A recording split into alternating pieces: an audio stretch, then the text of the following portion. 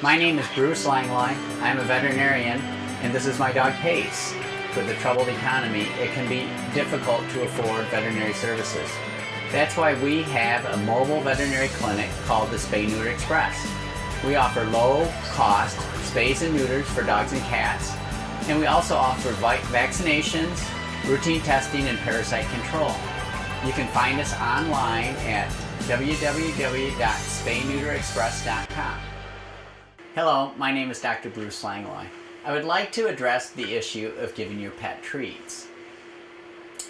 There are definitely treats that are of good quality, of good nutrition, and if you're feeding your pet a good quality food, that food has everything they need in it. I'm asked every day, should I supplement my pet with some vitamins, or should I supplement this or that? If you're feeding a good quality food, you do not need any supplementation at all.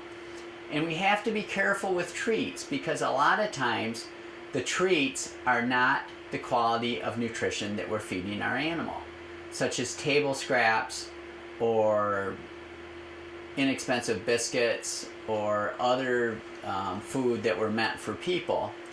We've got to remember that if we feed them, a lot of times the pets are a lot smaller than us. Say we have a 20-pound beagle, or a beagle maybe that's supposed to weigh 20 pounds.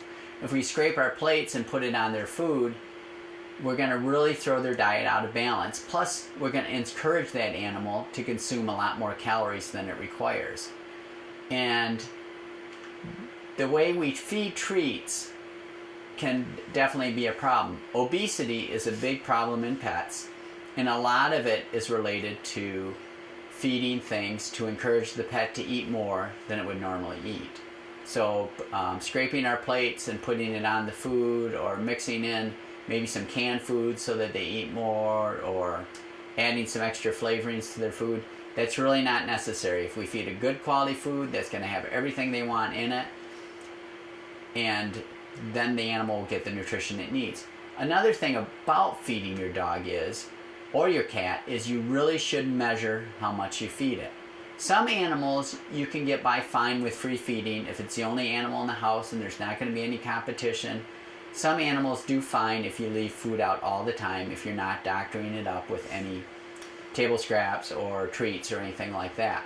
But if your animal starts to get overweight, then is the time to start measuring the food. Talk to your veterinarian, read the label on the bag, feed what that animal needs for its ideal weight. Use a measuring cup, put it right in with the food, have it marked, have everybody in the house know who's feeding that animal, so instead of getting 2 half-cup meals a day, it doesn't get 3 or 4, because you've got 3 or 4 different people feeding it.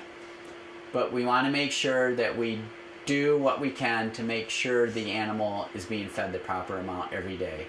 And that goes a long way in keeping the pet healthy and preventing problems down the road.